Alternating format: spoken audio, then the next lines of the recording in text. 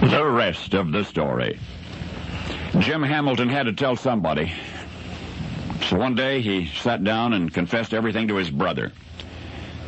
He said, "I don't know how to tell you this, but I'm terrified of needles." Now, Jim's a strapping, healthy fellow in his late 30s. He's completely normal in every way except this one. But much to his surprise and somewhat to his relief, when he confided to his brother that he was frightened of needles, his brother responded suddenly, "What do you know? So am I." That brings us to the rest of the story. Jim Hamilton and his brother did some research into their family history, and what they discovered astonished them both. First of all, their own father admitted that he had a strong aversion to any kind of medical procedure that involved needles. And then their mother confessed that even the sight of a needle made her feel faint. In fact, she had once seen an intravenous needle at the foot of a hospitalized relative, and she just passed out cold on the spot.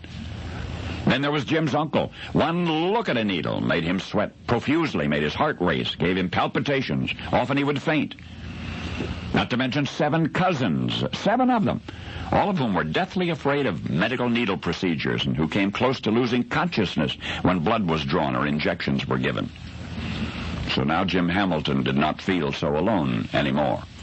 And furthermore, he decided to do something about the surprisingly common condition which he learned was called needle phobia. First, for an hour each day for a month, he practiced picturing in his mind the thing he feared most: a tourniquet around his upper arm, a cotton swab, the alcohol pad, finally the needle entering the vein in his forearm.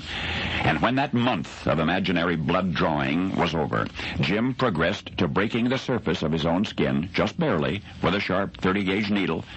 Eventually, Jim was able actually to insert the needle into a forearm muscle, deeper and deeper each time, until it went all the way to the shank. Then after 3 months of practicing on himself, Jim went to the hospital. He let the nurse take a blood sample. And what do you know? As never ever before, Jim's heart rate remained constant. He perspired only a little. The procedure was completed successfully. Jim Hamilton is now 40. His needle phobia is under control.